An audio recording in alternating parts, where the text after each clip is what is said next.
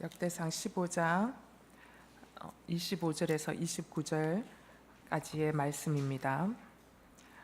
한 절씩 교독하도록 하겠습니다. 역대상 15장 25절에서 29절까지의 말씀입니다. 이렇게 다윗과 이스라엘의 장로들과 천부장들은 오벳 에돔의 집에 가서 여호와의 언약궤를 메어왔고 그들은 기뻐했습니다. 하나님께서 여호와의 언약궤를 메어오는 레위 사람들을 도와주셨으므로 수송아지 7마리와 순양 7마리를 제물로 바쳤습니다. 그때 다윗은 고운 삼배로 만든 겉옷을 입고 있었는데 궤를 메고 오는 모든 레위 사람이나 노래하는 사람이나 성가대를 지휘하는 그나냐도 모두 고운 삼배 옷을 입었습니다. 다윗은 또 삼배로 만든 에봇을 입었습니다. 온 이스라엘은 뿔나팔과 나팔을 큰 소리로 불고 심벌지를 치며 비파와 수금을 힘있게 켜며 여호와의 언약궤를 메어 왔습니다. 여호와의 언약궤가 다윗의 성으로 들어올 때 사울의 딸 미갈이 창문으로 내다보고 있었습니다. 미갈은 다윗 왕이 춤을 추며 즐거워하는 것을 보고 마음속으로 왕을 비웃었습니다. 아멘. 오늘 이 말씀을 절별로 저는 강해하지는 않습니다. 그냥 다만 오늘 예배, 다윗의 예배가 무엇이었는지, 그것이 의미하는 것이 무엇이었는지를 역대기 저자의 관점에서 잠깐 나누고 싶습니다. 역대기서 요즘 큐티 계속 했잖아요, 그죠? 역대기서 상을 큐티를 하면서 되게 새롭게 발견하는 감동이 있습니다. 그건 뭐냐면 다윗의 마음 가운데 항상 뭐가 있었냐면 하나님밖에 없었구나라는 걸 늘 새롭게 다시 보게 되었습니다. 다윗의 마음에는 하나님을 향한 감동, 하나님을 향한 감사, 하나님을 늘 사모하는 그 마음이 있었던 것을 보게 됩니다. 그러면서 이 역대기 상을 이렇게 큐티를 쭉 하면서 제가 이제 깨닫게 되는 거, 다윗이 미쳤었구나. 정말 하나님에게 미친 사람이구나, 이 사람. 그러니까 그 전에도 그냥 읽었었는데 큐티를 다시 좀 하면서 보니까 정말 미쳤었더라고요. 하나님, 그 사람은 찌르면 하나님밖에 없는 사람이구나. 그 사람은 왕의 자리에 있으면서 늘 모든 이 안테나가 하나님이구나. 하나님, 어떻게 하면 하나님 예배할까? 어떻게 하면 하나님 앞에 가서 찬양할까? 또 어떻게 하면 하나님이 원하시는 게 뭘까? 오직 이 하나님 한 분에 미친 사람이구나. 그래서 그의 열심, 사랑, 감사, 고백, 이 모든 것들이 오직 하나님 한 분에게만 다 포커싱이 맞춰져 있는 것을 보게 됩니다. 다윗이 어떤 사람입니까? 그가 그 남과 북 모든 전체 12지파의 왕으로 등극하면서 그는 주변의 모든 나라들을 전쟁하는 쪽쪽 백전백승하는 정말 용사였습니다. 그리고 대단한 지략가였습니다. 그럼에도 불구하고 그는 용사였고 지략가였음에도 불구하고 그는 어떻게 하면 땅 따먹기를 더 할까? 그는 한 번도 그렇게 하지 않았습니다. 다윗은 이스라엘을 침범하며 공격하고 그 침범한 그 나라를 정복함으로 땅이 이렇게 확장된 것이지, 그가 제국주의적인 생각을 가지고 자기의 군사력을 가지고 나라를 정복했던 사람은 결코 아니었습니다. 근데 다윗의 항상 마음은 뭐였냐면 자기가 왕이 아니라 진짜 왕이 하나님이다라는 마음이 항상 있었던 거예요. 그러면서 그 마음 안에는 진짜 왕이신 하나님을 나는 어떻게 예배하면 좋을까? 이게 그의 고민이었습니다. 그리고 또 하나의 고민은 이 좋으신 하나님을 어떻게 하면 우리 온 국민들도 다 같이 하나님을 예배하고 사랑할 수 있을까? 이게 그의 인생의 목표인 것처럼 살았고 살아내었고 그렇게 살다가 죽은 사람이 다윗이었습니다. 그러면서 이 역대기 상을 큐티하면서 깨닫게 되는 것은 마치 그가 왕의 자리에 오른 것이 여호와 하나님을 예배하는 성전을 짓기 위해서 왕의 자리에 오른 것처럼 그의 평생 동안 성전 건축을 위한 자금을 모으고 성전 건축을 위한 모든 재료를 모으고 성전 건축을 할 수 있는 모든 인재들을 다 준비하는 장면이 아주 지루하리만큼 계속 반복되어서 나오는 것이 역대기상입니다. 여러분, 역대기서에서만 이거 굉장히 상세하게 보고하고 있거든요. 다윗의 이 오벳 에돔의 집에서 이 궤를 가져오는 모습을 사무엘 하에서 6장에서도 볼 수 있는데 굉장히 짧게 나와 있어요. 그러나 이 부분을 마저 상세하게 하면서 다윗이 24시간 365일 24반차를 잘라서 그들이 어떻게 섬기고, 이 모든 지루한 것은 역대기에만 저자가 기록하고 있다라는 것입니다. 이유가 뭘까? 역대기 저자가 하고 싶은 이야기가 있다라는 거죠. 지금 역대기 저자가 새로 유대인의 역사를 씁니다. 누구에게? 포로 귀한 백성들에게. 하나님의 역사에 대해서 다시 해석해 주면서 이것을 쓰고 있는 것이 역대기서이죠. 그러면서 이 돌아온 포로 귀한 백성들에게 하고 싶은 이야기가 뭐냐면, 하나님을 향한 예배, 그리고 하나님을 경배하고 예배하는 장소인 성전, 이게 돌아온 포로 귀한 백성들의 삶의 가장 중심이 되어야 한다, 이걸 이야기하고 싶은 거예요. 그러면서 그 중심이 되어야 한다라는 이야기를 하면서 누구를 들고 이야기하냐면 다윗 왕을 들어서 이야기하거든요. 왜? 지금 또 유대인들은 어떤 시대를 꿈꾸냐면 다윗 왕의 시대가 다시 재건되어지기를, 그래서 오실 메시아가 다윗 왕의 시대의 부흥을 다시 이루어 줄 거라고 생각을 합니다. 이미 예수님이 오셨음에도 불구하고. 그렇기 때문에 이 역대기 저자가 이야기하고 있는 포로 귀한 백성들은 지금 뭘 꿈꾸냐면 다윗 왕의 시대의 영광을 다시 꿈꾸고 있는 거예요. 그렇게 꿈꾸고 있는 그들에게 뭐라고 얘기하면, 역대기자, 너희가 다윗 왕의 시대의 영광을 꿈꾸느냐? 그 영광의 중심에는 뭐가 있었느냐? 예배가 있었다라는 거죠. 그리고 언제나 성전을 사모했던 다윗의 영성, 우리는 그것을 놓치면 안 된다라고 강조하고 있습니다. 그러면서 이 장면, 하나님의 법궤를 모셔오는 이 장면을 상세하게 기록하고 있습니다. 그리고 매일 예배를 어떻게 조직하고 다윗이 어떻게 운영했는지도 상세하게 이야기하고 있습니다. 포로 귀한 백성들이 자신의 나라로 돌아왔어요. 돌아와서 재건한 성전은 너무 형편없는 성전인 거예요. 너무너무 보잘것없는 초라한 성전이어서, 어쨌든 너무 보잘것없는 성전이지만 일단 성전은 다시 재건을 해놨어요. 그런데 성전 재건을 하고 뜨거운 심정으로 돌아오기는 했는데, 와서 보니까 성벽도 다 허물어져, 수시로 사람들이 와서 밭에 뭘 좀 해놓으면 가져가. 너무 살기 힘든 거예요. 먹고 사는 게 이게 보통 문제가 아닌 거예요. 삶이 너무 팍팍한 거예요. 팍팍하다 보니까 제일 처음에는 열정을 가지고 왔는데, 여러분, 산 입에 거미줄 칠 수는 없지 않습니까? 그죠? 내 입에 밥은 안 들어가도 자식 입에는 넣어줘야 되잖아요. 이게 너무 중요한 거예요. 그러니까 너무 사는 게 너무 급급하다 보니까 이스라엘 백성들이 무엇을 소홀히 하기 시작했냐면 예배를 소홀히 하기 시작했다라는, 이유는 어쩔 수 없었다라는 거예요. 여러분, 어쩔 수 없어서 예배를 소홀히 할 수밖에 없었는데, 어쩔 수 없는 것이 나중에는 사라지고 뭐예요? 먹고 사는 것이 너무 중요한 사람들이 되어 버렸다라는 것입니다. 뜨거운 가슴으로 돌아왔지만 먹고 사는 게 중심이 되자 예배에 대한 마음, 감동 다 사라져버리고 시들어버린 것. 그러면서 오직 밥벌이의 인생으로 그들의 삶의 목적과 패턴이 돌아가고 있는 것. 그럴 때 역대기 저자가 다윗 시대의 부흥이 어디에서부터 온지를 아느냐라고 문제 제기를 하고 있는 것이 바로 여러분이 읽었던 바로 이 장면이라는 것이죠. 자, 언약궤를 오벳에돔의 집에서 다윗성으로 가져와서 다윗이 장막에다가 하나님의 언약궤를 모셔두고 그곳에서 예배를 드리게 합니다. 어떻게 예배를 드리냐? 365일 24시간. 하나님을 향한 예배는 끊어질 수 없다. 왜? 하나님을 향한 그 예배가 365일 24시간 진행되어질 때 하나님이 그 예배 가운데 이스라엘 백성들에게 은혜를 베푸신다라는 것을 다윗이 너무 잘 알고 있었기 때문입니다. 자, 그러면서 역대기 저자가 하는 결론은 이겁니다. 돌아온 하나님의 백성들이요, 여러분이 지금 얼마나 먹고 살기조차 해결이 어려운 상태인지 제가 너무 잘 압니다.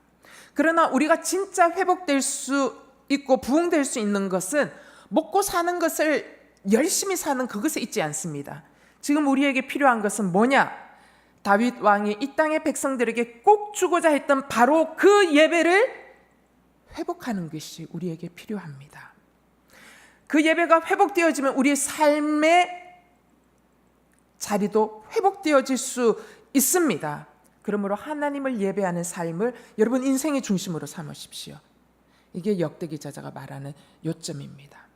자, 그러면서 다윗에게 포커싱을 맞춰서 다윗이 지금 하나님의 언약궤를 다윗성 안으로 가져 들어올 때에 다윗이 미친 듯이 춤추면서 기뻐하는 그 장면을 가지고 화두를 던지고 있는 것입니다.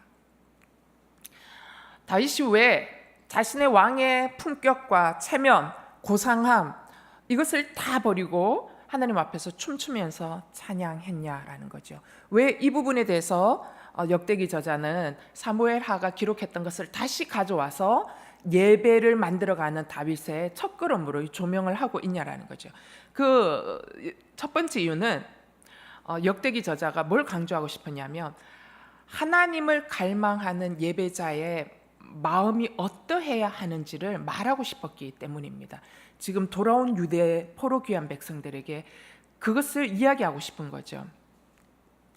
여러분, 하나님의 영은, 하나님의 임재는 배부른 자에게는 절대로 임하시지 않는다라는 거죠. 하나님의 영의 임재는 누구에게 임하느냐? 그분을 갈망하고 배고파하는 자에게 반드시 임한다라는 것입니다.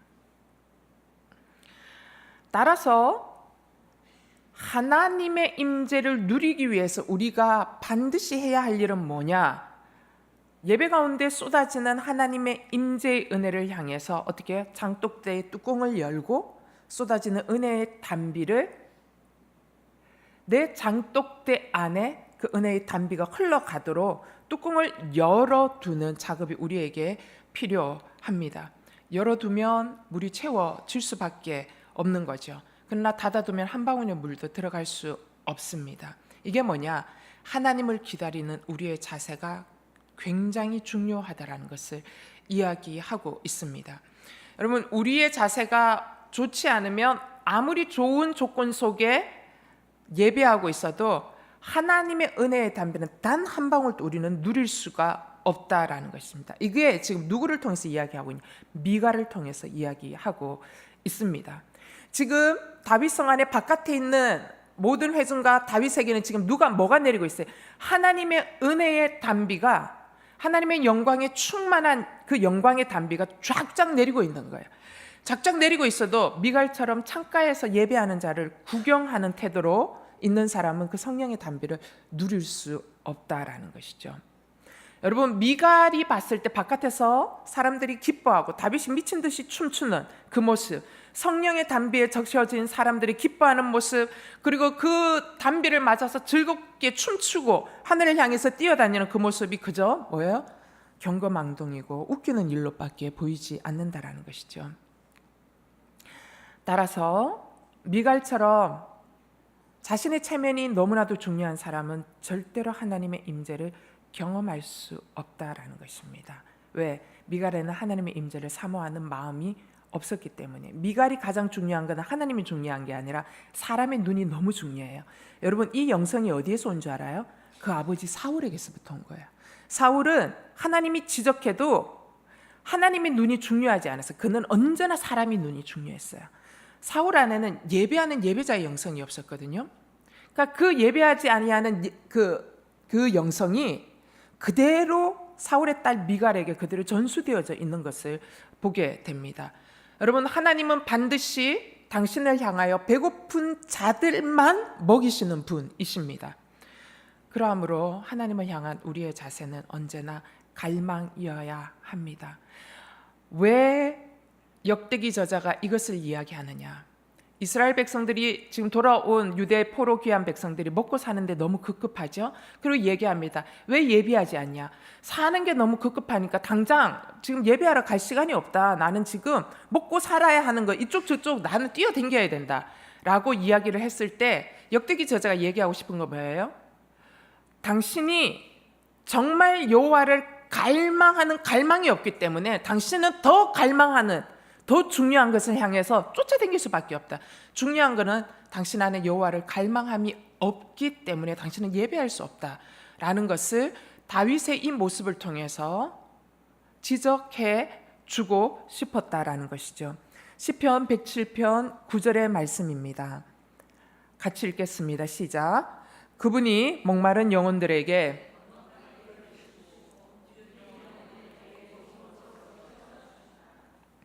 그분의 물을 주시는데 누구에게만 주셔요? 목마른 영혼들에게만 주세요. 그리고 좋은 것으로 반드시 주시는데 누구에게만 주셔요? 굶주린 영혼들에게만 주셔요. 이렇게 이 자리에 앉아 있죠. 그래도 하나님은 알아요. 누가 나에게 굶주려 있는지 아세요. 근데 주려 있는 그 사람에게 하나님은 기름을 부으세요. 시편 42편 1절에서 2절까지의 말씀을 읽겠습니다. 시작. 오 하나님이여, 사슴이 목이 말라 헐떡거리며 시냇물을 찾듯이 내 영혼이 목이 말라 주를 찾습니다.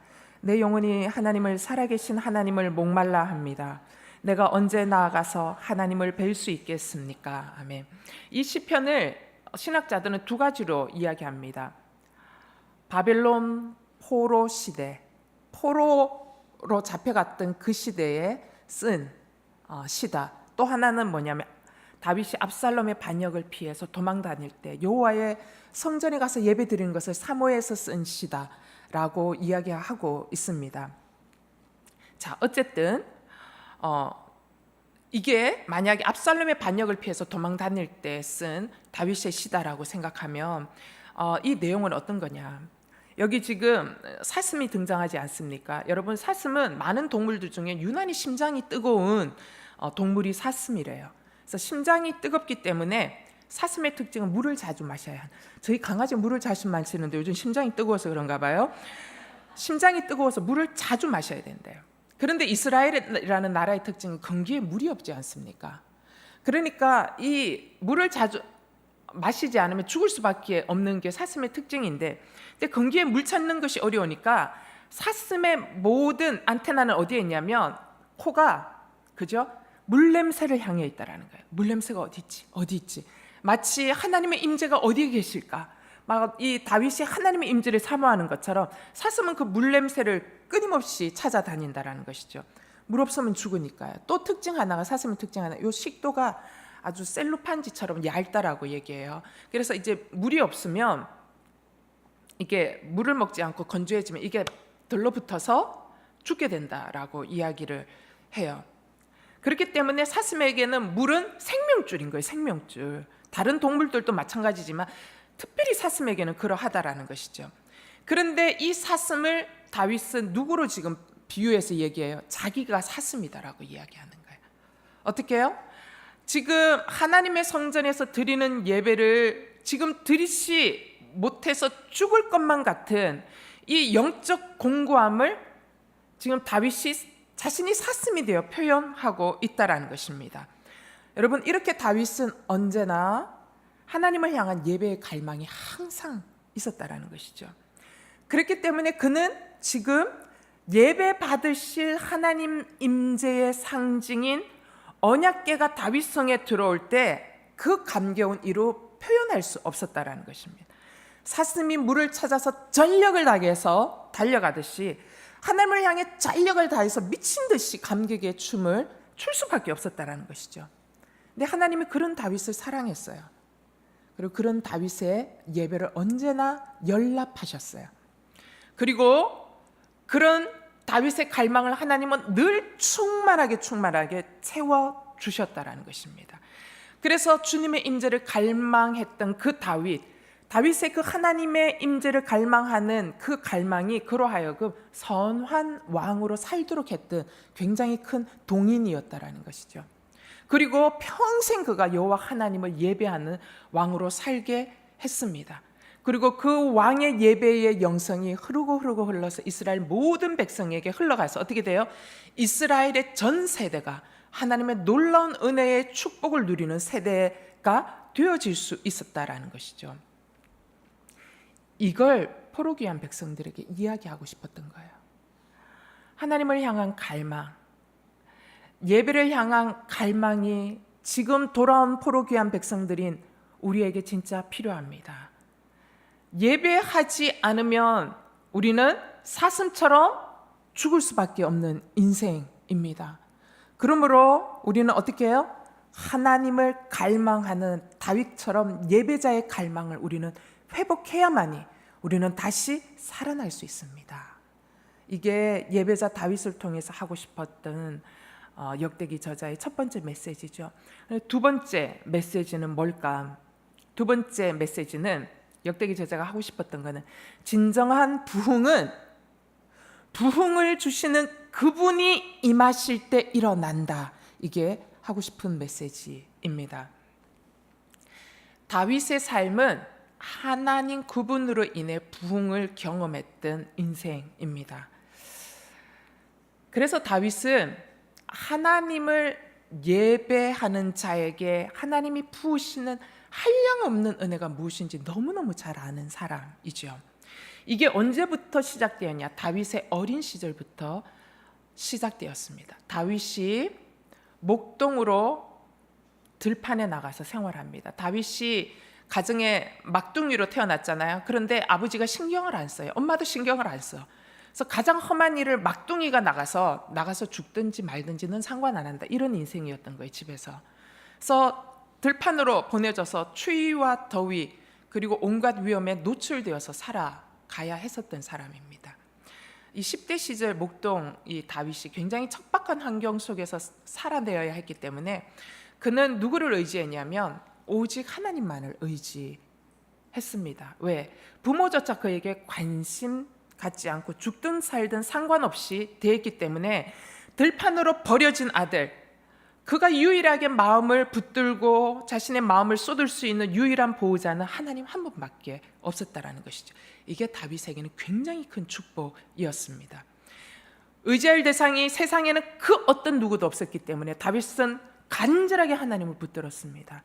그리고 그 하나님을 붙들고 찬양했고 그 하나님 붙들고 기도했고 그 하나님 붙들고 예배했습니다. 그러면서 이러한 삶이 날마다 반복되어지면서 하나님의 친밀한 교제 속에서 그는 날마다 하나님을 경험하는 것이죠. 그러면서 예배 가운데 만났던 그 하나님의 임재를 날마다 경험하면서 그가 깨닫습니다. 자신의 연약한 육체로는 곰과 늑대를 이길 수 없는데 하나님이 곰과 늑대가 나타날 때마다 늘 보호해 주셨던 하나님, 심지어 예배하고 하나님을 만나고 하나님과의 친밀한 교제 가운데 하나님을 바라보았던 다윗에게 하나님께서 성령으로 기름 부으셔서 어떻게 하느냐, 그가 곰과 늑대조차도 두려워하지 않는, 그들과도 상대해서 이길 수 있는 지혜와 능력이 그에게 부어졌다라는 것이죠. 그래서 그가 양을 지키기 위해서 그렇게 하나님의 영에 감동하심으로 그것들과 대항해서 싸웠을 때에 그들을 찢어 죽이는 놀라운 은혜가 일어났던 것이죠. 이게 다윗의 척박한 10대 시절 매일같이 경험한 하나님 경험입니다. 이게 쌓여서 그는 알게 됩니다. 하나님을 예배하는 자에게 이 놀라운 축복이 이런 것이 있었던 거야. 알게 되는 것이죠. 그러면서 하나님 기억하고 예배하고 했을 때 더 가까이 오셔서 위로해 주시고 용기 주시고 지혜 주시고 은혜를 베풀어 주시는 경험이 반복되어지면서 하나님을 예배하는 것이야말로 진정한 축복의 근원의 시작점이고 축복 안에서 살아가는 지점이다라는 것을 너무나 깊이 있게 경험하게 된 것입니다.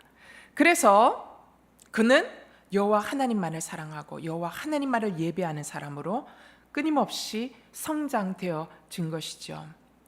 자, 목동이었던 다윗을 하나님이 왕으로 뽑으셨어요. 그리고 기름 부으셨어요. 그리고 우여곡절이 있었지만 어떻게 왕의 자리까지 하나님께서 인도하셨어요. 다윗은 알았어요. 목동에서 왕의 자리까지 올 수 있었던 이유가 있다면 그것은 오직 한 가지, 자기가 하나님을 의지하고 하나님을 바라보고 하나님을 사랑했고 하나님을 경배했고 하나님을 찬양했고 예배했던 그 한 가지였다.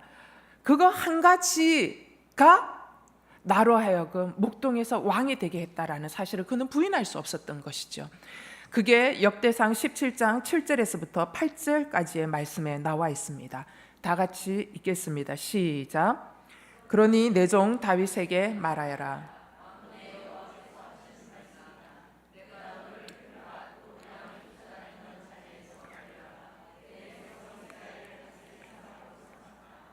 내가 어디로 가든 내가 너와 함께 했고 내 앞에서 내 모든 원수들을 멸망시켰다. 이제 내가 이 땅의 위대한 사람들의 이름처럼 내 이름을 위대하게 하겠다. 하나님과의 깊은 관계성 속에서 척박한 환경을 지나온 사람은요, 알아요. 다른 사람은 쟤 뭐 잘났는데 저렇게 쟤는 잘 되지? 라고 이야기하잖아요. 그러나 솔직히 내세울 건 없어요. 그러나 그 사람은 알아요. 하나님이 무엇 때문에 내게 축복해 주시는지 그 본인은 알아요. 그 본인 한 가지라면 내가 하나님 사랑하는 것밖에 없었는데, 그 사람만이 아는 비밀이거든요. 다윗은 자신이 목동이었던 사람에서 왕으로 올 수 있었던 건 그가 하나님을 사랑했고 하나님을 예배했고 그 한 가지밖에 없었던 사람이었다라는 걸 본인이 너무 잘 아는 것이죠. 근데 다윗은 알았어요. 그 하나님을 경험했기에 그 하나님을 이스라엘 백성들도 예배할 수만 있다면 이스라엘 백성들도 놀라운 하나님의 부흥의 은혜를 경험할 수 있다. 이게 그의 간증이었던 거예요. 그러면서 그는 그의 평생의 소망이 뭐였냐면 여호와의 성전을 짓는 거예요. 여호와를 예배하는 거를 만드는 거예요. 온 백성이 24시간 365일 하나님의 전에 언제든지 나올 수 있는 제도를 만드는 거예요. 병든 사람 병이 아파서 예배 못 나오잖아요. 병이 나오면 밤이어도 새벽이어도 언제든지 여호와의 문을 열어놓는 것이 이 사람 평생의 소망이었던 거예요. 그 진정한 부흥을 주시는 하나님, 그 하나님 임재의 상식 언약궤가 지금 다윗성으로 들어오는데 이 기쁨, 이 놀라운 은혜를 아는 다윗이 어떻게 춤추지 않을 수 있겠냐라는 것이죠. 여러분, 예배의 감격의 춤을 출 수 있는 사람은 누가 출 수 있느냐? 하나님의 임재의 가치를 경험한 사람만이 진짜 춤출 수 있다라는 것이죠. 여러분, 우리가 예배할 때 왜 춤출 수 없냐? 우리는 하나님 임재의 그 경험의 가치를 그만큼 누려본 적이 없기 때문에 춤출 수 없다라는 것이죠. 그러면서 역대기 저자가 이야기합니다. 너희들이 그토록 다윗 왕과의 부흥을 원하느냐? 그 부흥을 원한다면 우리는 하느님 앞에 예배하는 다윗의 영성을 회복해서 우리가 하나님을 예배할 때에 임재하여 오시는 그분이 이 땅 가운데 오시면 우리는 반드시 회복이 시작된다. 이게 하고 싶은 두 번째 메시지였습니다. 세 번째 메시지 뭐냐? 예배가 갖는 영적 의미를 다윗은 알았기 때문에 춤출 수 있었다라는 것이죠. 여러분, 언약궤가 지금 다윗성으로 들어오고 있어요. 뭘 뜻합니까? 그냥 언약궤가 들어오는 것으로 그치는 것입니까? 아닌 거예요. 이 안에는 엄청난 영적 의미가 담겨져 있는 거예요. 언약궤가 지금 다윗성 안으로 들어오고 있는 것이 뭐냐? 하나님의 임재의 영광이 이스라엘에게 충만하게 임하는 하늘의 문이 열렸다라는 것을 의미하고 있는 것이기 때문입니다. 다윗이 하나님의 궤를 다윗성에 모셔오기 전에 수레를 법궤에 싣고 오다가 그만 웃사가 죽는 그러한 일들이 있었어요. 그래서 하나님의 법궤를 오벳 에돔의 집에다가 갖다가 맡겨놨어요. 근데 오벳 에돔의 집에 법궤가 3개월 동안 머물면서 어떤 일이 일어났냐면 하나님의 임재가 그 오벳 에돔의 집에 거주하자 3개월 동안에 오벳 에돔의 모든 집안의 모든 곳곳에 축복이 임한 거예요. 사무엘하 6장 11절에서 12절 말씀 읽겠습니다. 시작. 여호와의 궤는 3달 동안 가드 사람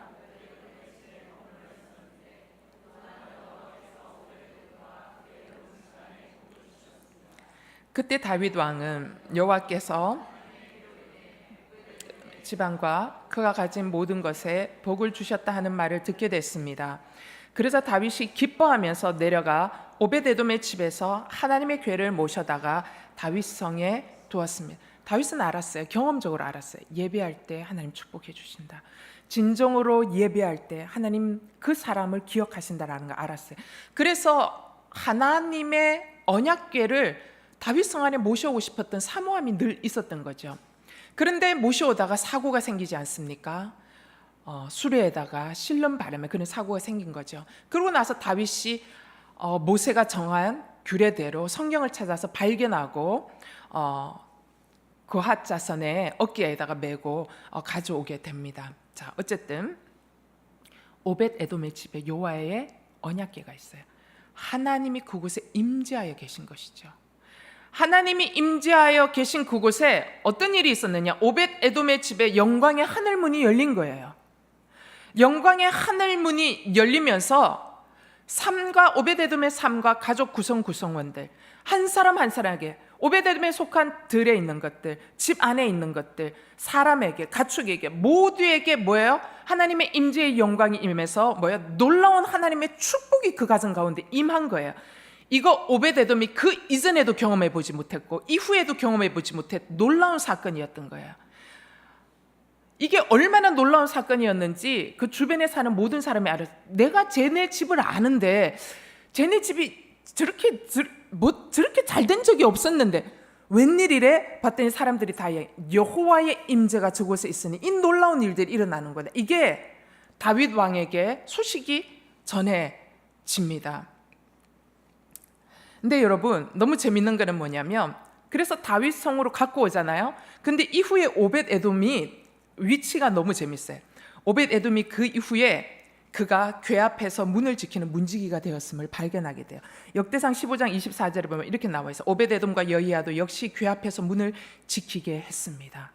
이 얘기는 뭐예요?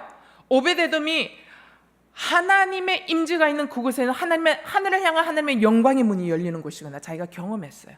그러니까 어떻게 해요? 오벳 에돔의 집에서 이젠 다윗 성으로 여호와의 법궤가 옮겨가는 거예요. 근데 오벳 에돔은 알았어요. 뭐예요? 나는 하나님의 임재 가까이 가야 살 수 있다. 안 거예요. 경험적으로 안 거예요. 그래서 그는 뭐예요? 하나님의 임재 가까이 갈 수만 있다면 무슨 일이어도 상관없다. 나 문지기 해야 된다. 그러면서 그는 하나님의 궤 옆에서 예배하는 자로 있기를 강력하게 원했음을 알 수 있는 대목이 바로 역대상 15장 24절이라는 것이죠. 그가 하나님의 임재를 사모하는 예배자로 바뀌어졌다는 것을 우리는 알 수 있습니다. 오벳 에돔이 왜 이렇게 하나님의 임재를 놓치고 싶어하지 아니하는 사람이 되었을까? 하나님의 임재와 함께하는 그 자리가 바로 가장 복된 자리인 것을 너무 잘 알았기 때문입니다. 여러분, 이게 우리가 예배의 자리를 놓치지 않아야 하는 이유입니다. 여러분, 우리는 매일 아침에 일어나서 하나님의 말씀을 읽고 찬양하고 개인적으로 예배합니다. 그 가운데 하나님의 축복이 임합니다. 퐁퐁 솟는 샘물과 같은 축복이 임합니다. 그러나 여러분, 폭포수와 같은 축복은 언제 일어나는 줄 알아요? 온 회중이 모여서 예배 시간에 여호와 하나님의 이름을 높이며, 그리고 하나님의 말씀이 선포되어지며, 그 다음에 주의 종들을 통한 여호와의 축복이 임하는 이 자리는요, 하나님의 은혜가 폭포수처럼 임하는 자리라는 것입니다. 그래서 여러분, 예배의 자리를 놓치지 않으셔야 하는 것이죠. 자, 이제 그 소식을 전해들은 다윗이 그 이전에 자기가 경험했던 하나님의 임재의 축복을 다시 확인하면서 하나님의 언약궤를 이스라엘 백성들 안으로, 그래서 다윗성 안으로 모셔오고 있습니다. 이 얘기는 뭐예요? 하나님의 영광이 백성들 모두에게 임하기 시작했다라는 것이죠. 이 얘기는 뭐예요? 이스라엘의 놀라운 부흥의 시대의 문이 열리기 시작했다라는 것입니다. 그러니 어찌 춤추지 않을 수 있겠냐라는 거죠. 다윗은 알았어요. 이스라엘의 부흥은 자기가 열 수 없다라는 거 알았어요. 이스라엘의 부흥은 누가 열 수 있어요? 오직 여호와께서 열 수 있는데, 이스라엘의 부흥을 열 수 있는 비법은 뭐예요? 온 백성이 여호와 하나님을 사랑하고 그분을 바라보며 그분을 예배할 때 부흥이 임한다라는 것을 알았습니다. 이처럼 다윗은 여호와의 언약궤를 다윗성으로 옮기면서 이스라엘을 향하여 열고 들어오시는 하나님의 영광의 임재의 문을 열어주는 최초의 문지기가 되는 것입니다. 하나님의 법궤가 다윗성 안으로 올라온다라는 것은 그저 법궤가 옮겨지는 것이 아니라 하나님의 영광, 주님의 영광의 강체가 이스라엘 가운데 임하고 있는 것이기 때문이죠. 여러분, 이 한 시간 우리가 주님 앞에 나와 예배합니다. 근데 나 한 사람만 예배해요. 어떤 경우는 혼자 예수 믿는 자매들이 있어요. 집에 남편도 안 믿고. 그래서 수요 여성 예배에는 남편이 예수 안 믿으니까 예배는 너무 사모하는데, 그래서 수요일 날 와서 예배 드리는 자매들이 꽤 있습니다. 여러분, 이 한 시간의 예배가 나 한 사람의 예배로 그치는 것이 아님을 아셔야 합니다. 하나님의 임재를 향해서 지금 내가 춤추고 있는 이 예배는 어떤 사건을 만들고 있느냐? 하나님의 임재의 영광의 하늘 문을 열어 젖히는 사건이라는 것이죠. 이 문을 내가 열어 젖힐 때에 뭐예요? 하나님의 영광의 광채가 나를 통하여 흘러가는 사건이 일어나는 거예요. 다윗이 다윗성으로 하나님의 여호와의 언약궤를 모셔올 때 하나님의 임재의 영광의 하늘 문을 열어 제친 첫 번째 문지기가 되는 거예요. 여러분, 내가 여호와 앞에 나와 예배할 때 하나님의 임재의 영광의 문을 열어 제치는 문지기가 되는 거예요. 그러면 하나님의 임재의 영광이 나를 통해서 흘러가는 거예요. 그렇기 때문에 예배를 놓치면 안 되는 거예요. 내가 예배의 감격을 버리고 예배 가운데 일하시는 하나님의 임재의 영광을 무시하고 그저 미갈처럼 하나님 임재의 영광과 상관없이 아웃사이드로 그냥 살아가고 있다면 그분의 영광의 임재의 빛이 내 삶과 가정을 향하여 들어오는 것을 문을 닫고 있는 것과 동일하다라는 것이죠. 여러분, 예배에 성공해 보십시오. 삶이 성공합니다.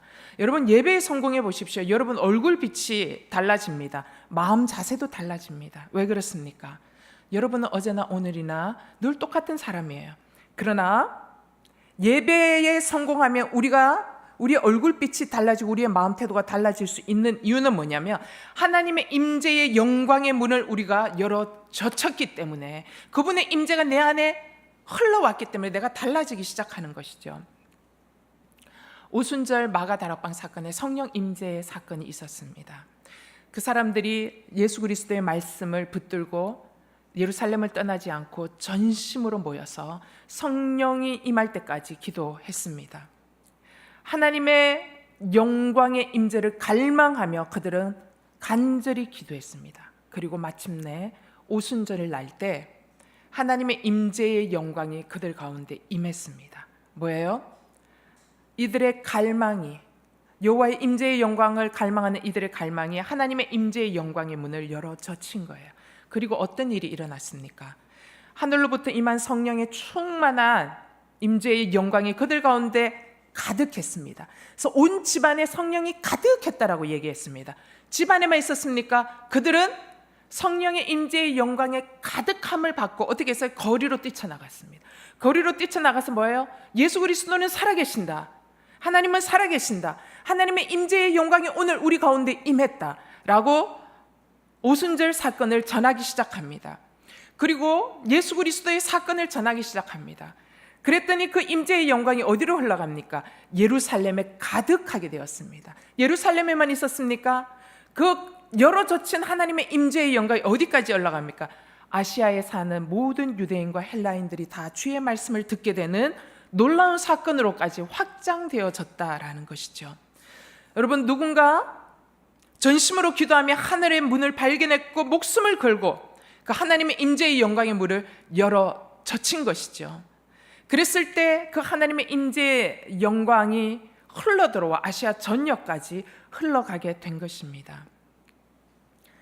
여러분, 선포합니다. 예배의 자리는 하나님의 임재의 영광의 문을 열어 젖히는 자리입니다. 이 놀라운 영적 축복의 자리가 예배입니다. 내가 예배하는 거 굉장히 중요합니다. 나 한 사람이 신령과 진정으로 다윗처럼 여호와의 임재의 영광을 갈망하며 하나님이 오셔야 내 삶이 부흥되어질 수 있습니다. 하나님 오셔야 내 삶이 정돈되어질 수 있습니다. 하나님 오셔야 내가 바뀌어질 수 있습니다. 라는 갈망으로 그 하나님을 임재의 영광을 바라보며 예배할 때 나 한 사람에게 그치는 것이 아니라 그것이 어디로 흘러갑니까? 타인을 향해서 하나님의 임재의 영광의 물결이 흘러가는 것이 예배의 자리이기 때문입니다. 진정한 영광이 있는 것, 진정한 축복의 길은 어디에 있느냐? 하나님의 임재가 있는 예배의 자리에 있다라는 것입니다. 그런데 돌아온 포로 귀한 백성들 이거 버리고 자신의 인생의 영광을 회복하기 위해서 다른 곳에 가서 헤매고 있었습니다. 자신들의 여러 가지 문제의 어려움과 상황에 빠져서 진정 자신들을 살릴 수 있는 길이 예배의 자리임에도 불구하고 다양한 이유로 예배의 자리에 나오지 못하는 거야. 그들을 회복시켜 줄 수 있는 유일한 자리인 예배의 자리를 놓쳐가고 있었습니다. 이것을 바라본 역대기 저자가 안타깝게 외치고 있는 것이 역대기 상입니다. 다윗 왕의 시대의 부흥이 어디에서 시작되었는지 기억해봐라. 다윗 왕은 언제나 예배 중심으로 살았고, 다윗 왕은 하나님의 영광의 임재가 이스라엘 백성 가운데 충만하게 흘러가도록 24시간 365일 그 예배가 끊어지지 아니하도록 했다. 다윗은 예배를 통해 하나님 임재의 영광의 문을 열어 젖혔고, 하나님이 그래서 이스라엘 가운데 오셔서 임하시도록 하셨다. 이게 부흥의 원인이었고 축복의 근원이었다. 너희가 너희의 자녀들에게 회복의 시대를 주기를 원하고 너희의 자녀들에게 영광의 시대를 주기를 원하느냐? 다시 예배를 회복해야 된다. 이 영적 원리, 이거를 역대기 저자가 지금 소리 높여 돌아온 포로귀한 백성들에게 이야기하고 있다라는 것이죠. 그 백성들에게만 이야기합니까? 오늘날 예배가 홍수처럼 넘쳐나는 이 남쪽에 살고 있는 저희들에게도 이야기하고 있는 현실이라는 것이죠.